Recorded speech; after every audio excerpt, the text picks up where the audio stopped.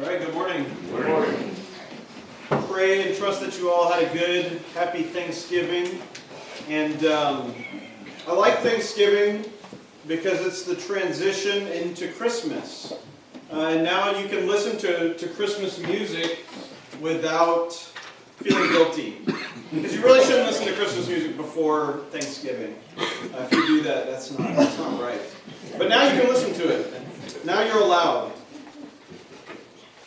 But really, I want us to think about Christmas in terms of Advent. I know that that's a term that we're trying to introduce kind of into our vocabulary because we've gotten away from the church calendar and this idea of Advent, this season where we remember that Jesus came into history, came into the world, and that arrival was announced hundreds of years before he came.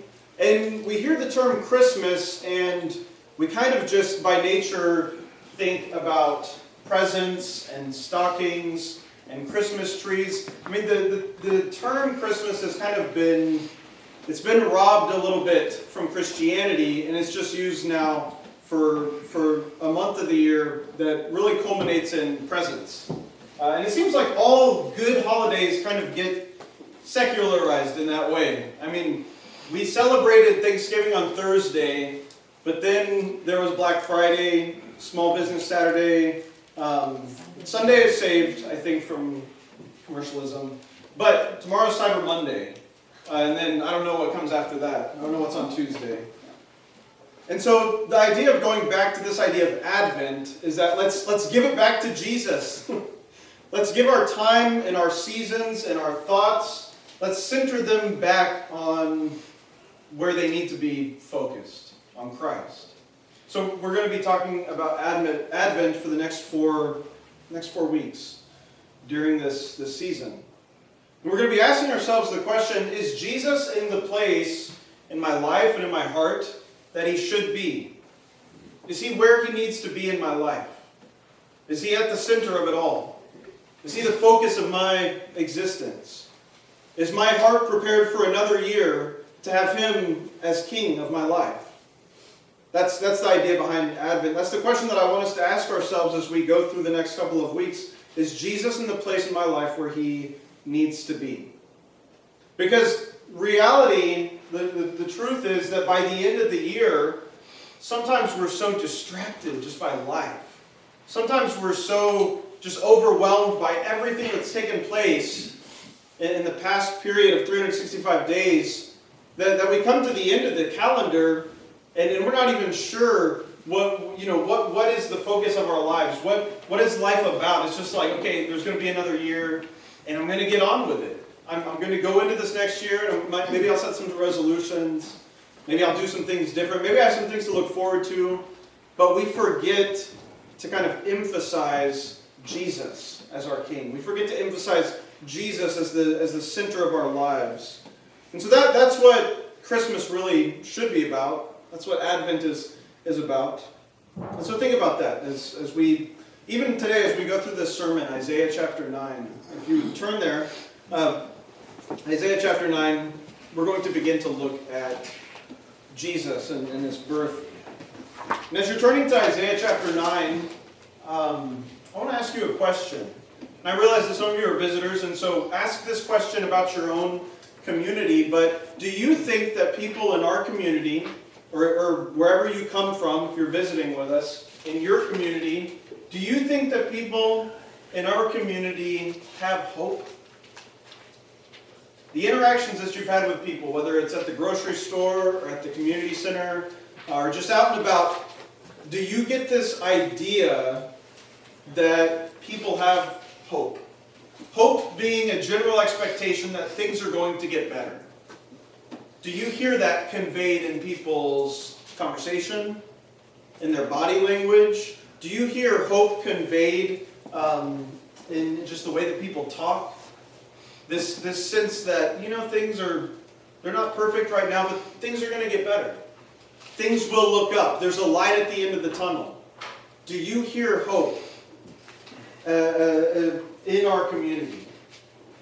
And I talk to a lot of people, and I have a lot of friends that aren't Christians, and so just in our community, I feel like there's not a lot of real, true, abiding hope. You talk to people, and they have something that is akin to hope. It's similar to hope, and I think that they think of it as hope, but it's hope placed not in a person. It's hope placed in a thing. It's hope placed in something that in their minds and in their hearts will make things better.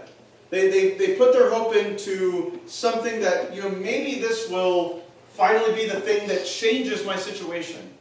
Maybe this will be the thing that finally makes things look a little bit brighter. And so people, they place their hope in their job situation. If I just get this job, then things are going to fall into place. That's when things are really going to work out. Things are going to be better. People put their hope in money. If I can just, make this amount of money, or if I can just get some money, come across some money, things will be a lot better. Things will work out. And there's so many different things that are like that. Relationships. If I can just find the right person. There's so many things that people kind of place their hope in. And those things are good things. It's good to have a good job. It's good to have a good salary. It's good to have a place to stay. It's good to have relationships and friendships. But if that's where you invest your hope, you might be deceived. You might be disappointed. Because sometimes those things can disappoint us. Sometimes we don't get the job. Sometimes we don't get the salary. Sometimes the relationship doesn't work out. Sometimes things don't fall into place the way that we had hoped that they would. And so what does our hope hinge on? And for people in our community, what does their hope hinge on? How many Star Wars fans do we have? Good. Admit it. If you like Star Wars, you should be proud of that. The very first Star Wars movie is just called A New Hope. And there's a famous line in that movie that Princess Leia, that she says. Now, if you're not up to date on Star Wars, and I say up to date, the first movie came out in 1977, I think, so really have no excuse. You should have all seen it by now. In this movie, there is this big conflict between the Empire and the Rebellion, right? And in this galaxy, the Empire is trying to oppress everybody and enslave everybody. And the Rebellion is this group of people who are trying to overthrow the Empire. And the Rebellion is just kind of this ragtag band of rebels, people who are trying to overthrow this empire, but they really don't have it all together. They're really finding it difficult to rebel against an empire that's so vast and overwhelming. And so Princess Leia knows that she needs to call upon the help of the Jedi Masters. And so she's looking for this guy named Obi-Wan Kenobi, because he's one of the last Jedi. And so she records this video message of herself begging for help. And what she says in this message that she places in a robot and a droid to send out to find Obi-Wan Kenobi, she says, "This is our most desperate hour. Help me, Obi-Wan Kenobi. You're my only hope." And I think that should resonate with us in a sense. Because we are the people that are saying to Jesus, "You're my only hope." Amen. See, I haven't chosen to place my hope in my job. I haven't chosen to place my hope in my salary and my finances. I haven't chosen to place my hope in politics. I haven't chosen to place my hope in a relationship with some other person. I've chosen to place my hope in you, Jesus. Because we believe that hope really is found in a person. And that person is Jesus. And the prophets, Isaiah being one of them, they knew that in the hopeless time that they lived in, the only thing that would bring people out of that darkness was a person, a Messiah, an anointed one. Somebody who the people could hang their hope up on and rely on. And that's who Isaiah is going to be talking about in chapter 9. So let's just read Isaiah chapter 9, verses 1 through 7. It says, "Nevertheless, there will be no more gloom for those who are in distress. In the past he humbled the land of Zebulun and the land of Naphtali, but in the future he will honor Galilee of the nations by the way of the sea, beyond the Jordan. The people walking in darkness have seen a great light.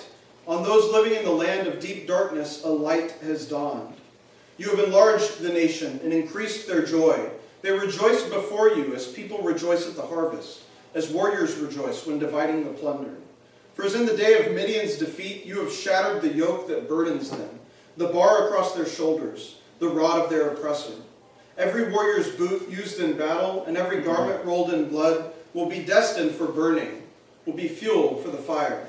For to us a child is born, to us a son is given, and the government will be on his shoulders, and he will be called Wonderful Counselor, Mighty God, Everlasting Father, Prince of Peace. Of the greatness of his government and peace there will be no end. He will reign on David's throne and over his kingdom, establishing and upholding it with justice and righteousness, from that time on and forever. The zeal of the Lord Almighty will accomplish this." If you read through the first 8 chapters of Isaiah, you really kind of get this sense of hopelessness. Really what Isaiah seems to be, the point that he is driving in the first 8 chapters is, as a nation we are hopeless. As a people we are hopeless. Because we have neglected our relationship with God. We have oppressed the widows and the orphans and the poor. And because of the way that we have acted, and the fact that as a nation we have turned our backs on God, now judgment is coming. We're going to face some of the consequences for our actions, and we're going to be taken into exile. Babylon, the Babylonians, the Assyrians, and then the Babylonians, they are going to come and execute judgment on us because of what we have done.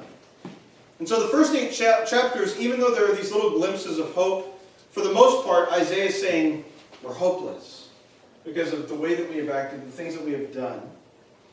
And there's this question kind of in the text that you encounter, and the question is, where is God? When you're hopeless, when you don't have any hope, when it feels like things are just against you, where is God? And the people are asking, where are you, God? But isn't that a question that a lot of people in our community are asking too? Isn't that a question that even you and I maybe have asked ourselves at times in our lives when things seem dark, when things seem hopeless? Where are you, God?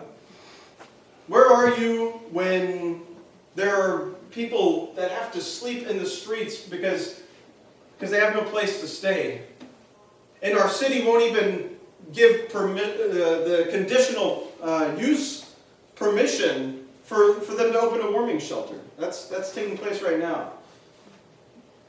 Where are you, God, when people are going hungry? Where are you, God, when, let's make it more personal, where are you, God, when I have sinned?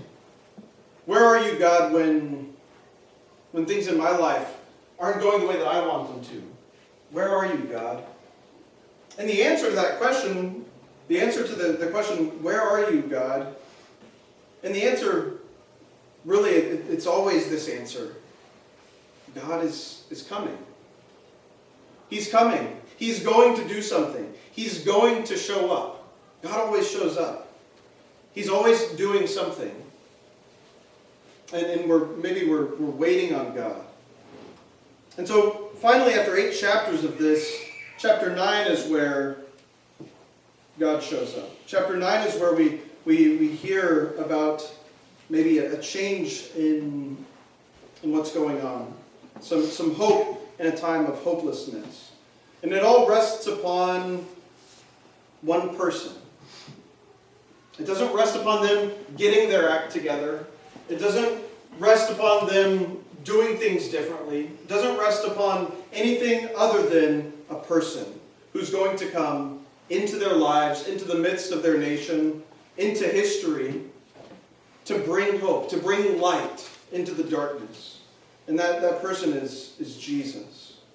What I want us to do is just kind of break down these little sections of verses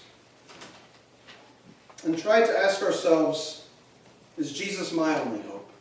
He was their only hope. Is Jesus my only hope too? When it says in verse 1, there will be no more gloom for those who are in distress, it's that first indicator that things can change. That even in the darkest night, it's only a matter of time before dawn begins to break and light begins to shine on the horizon. And it says that even though in the past he had humbled the land of Zebulun and the land of Naphtali, in the future he would honor Galilee of the nations. Now, for them, that was profound because Galilee was a region that had suffered the most. Galilee was the northernmost, really, extent of the kingdom and was kind of this buffer zone in between them and the Assyrian nation and the Babylonian nation. And so, whenever the Assyrians came close to attack, or the Babylonians came to attack, it was Galilee that suffered those attacks. It was Galilee that was kind of known as this dark region in the kingdom of Israel. And even when Jesus comes, and he comes from Nazareth, which is in Galilee, people are saying, can anything good come from Nazareth? Can anything good come from Galilee? That's a dark place. That's a place where there is no hope. That's a place that has been humbled.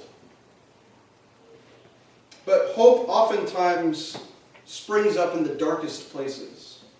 God chooses to use the darkest part of the kingdom of Israel to bring forth light in the person of Jesus, because Jesus would come from Galilee.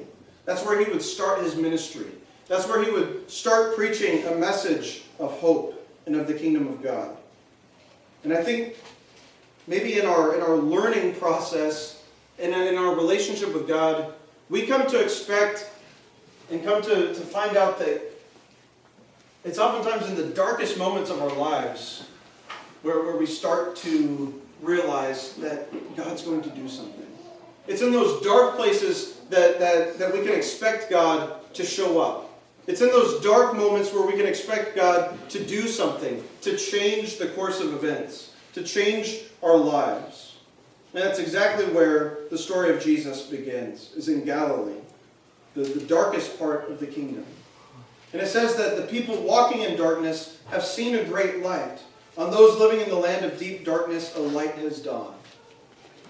It's interesting that as our nation as we drift away from Christ being the center of Christmas, certain things that we used to do, we don't really do them anymore. A lot of people, they don't say Merry Christmas anymore. They say Happy Holidays, because that's more correct. We don't put up a nativity, and you're not going to see a nativity scene at the cultural center. But people still put up Christmas lights. And we still, for the most part, call them Christmas lights. And the idea behind that is that there's something about that tradition that just prevails. People continue to put up these lights on their homes, on trees, and I think it's because that invokes some hope in us. To see those lights in the middle of the darkest season of the year reminds us that things can get better. Things will get better. And those become focal points for us. And in a very real sense when we look at those lights, but also in kind of in a metaphorical sense, we find those focal points of light for our lives, and we say, okay, things can get better in my life too. But Jesus is the light that is being spoken of here. He is the light that shines in the darkness. He is the light that dawns, not just in the world in the first century, but in our hearts, in our lives, that we focus on and we recognize as the light of the world. It says, you have enlarged the nation and increased their joy. And so when the light dawns, that's when joy floods back into our lives and into the nation. You rejoice as people rejoice at the harvest, as warriors rejoice when dividing the plunder. For as in the day of Midian's defeat, you have shattered the yoke that burdens them, the bar across their shoulders, the rod of their oppressor. And so with this light and with this joy is this celebration that the rod of the oppressor has been shattered. The bonds of oppression have been lifted. And now there is this freedom and there is this peace that comes. The reference to Midian is talking about Gideon during the time of the Judges, who with 300 men, with a very small force of men, destroyed the Midianite army. And God did that. He worked that amongst his people so that Midian would be defeated and the rod of the oppressor was shattered. And I want you to think about your life. In those places in your life where there's some oppression, where there's some bondage, where there is some feeling that you just can't get out from under it. Whether that is a habit that you have formed or some addiction that exists, whether that is some sin that you just can't seem to shake, or just some feeling that you can't seem to avoid. Where is there some rod of oppression that needs to be broken, that needs to be shattered? Some mentality, some perspective that you can't really get out from under. Because the people in this chapter, they were thinking about the Assyrians and the Babylonians who were coming to oppress them. But we all struggle with some kind of oppression. We all struggle with some kind of burden that we ourselves cannot get out from underneath. And we can say, well, I'm fine. I'm okay. I don't deal with these kind of things. I've got it under control. But the reality is that we need somebody to bring victory into our lives. The same way that they needed somebody to bring victory into the life of their nation, we need somebody to bring victory into our lives. And that person is Jesus. If you want to find hope in your life, it's going to rest in the person who can bring victory over sin, who can bring victory over oppression, who can bring victory over stress, over anxiety. That's Jesus. And then what is probably the most epic gender reveal of all time, it says in verse 6, to us a child is born. This hope is going to rest in a person. It's not going to rest in anything other than a person. A child is born, to us a son is given, and the government will be on his shoulders, and he will be called Wonderful Counselor, Mighty God, Everlasting Father, Prince of Peace. And so this is why Jesus brings hope, because he is a wonderful counselor. He's a counselor who gives advice that actually brings hope into your life. That in the confusion and in the darkness, that actually gives you advice that helps you get into a place of clarity. And you think about the things that Jesus shares with his followers, the things that Jesus gives as counselor. And he says that it's more blessed to give than receive.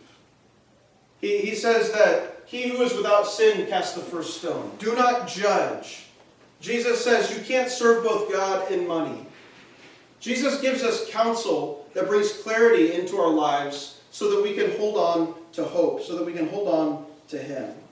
He's this wonderful counselor that shares words of life with us. They give us clarity and light on our paths. But he's also mighty God. That's one of the things that Isaiah says here, is that he is mighty God. Did you know that in a drop of water, there are 1.5 sextillion molecules? And if you were able to take those molecules and turn them each into a grain of sand, you could make a bridge that was 1/2 mile wide and 2 feet thick that spanned from New York to San Francisco out of just the molecules that are inside of a drop of water. It's pretty amazing. But Jesus is the one in whom all things are held together. How does God hold all of those molecules together in one tiny drop of water? And he holds the molecules in our body together. He holds everything in creation together through Jesus.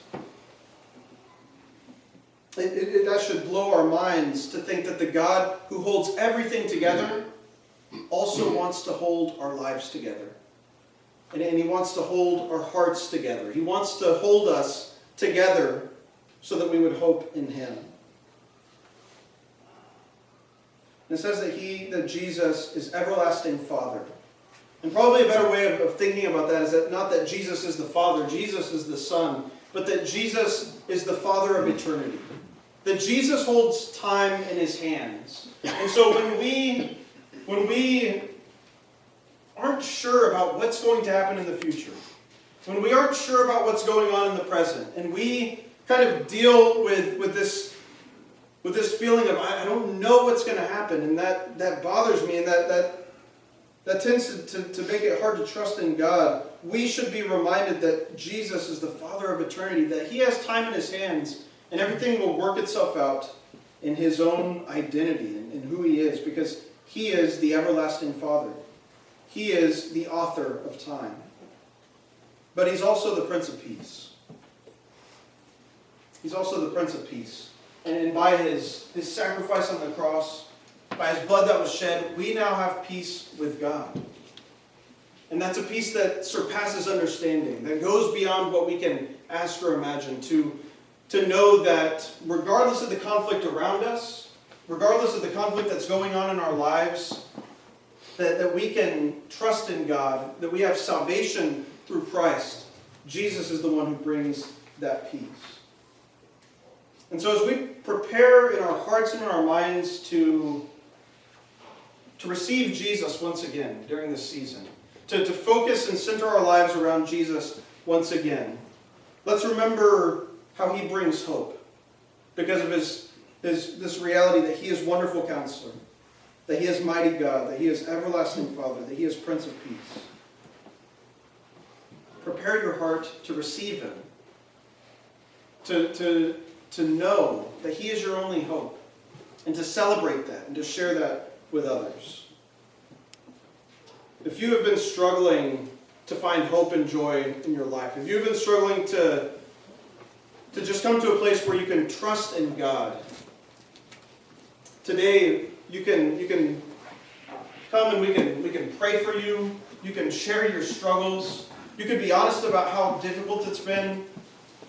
And if you need to come into a relationship with God because that hope has never been there before, you can be baptized. But whatever your need is, come forward now as we stand and sing the song of invitation.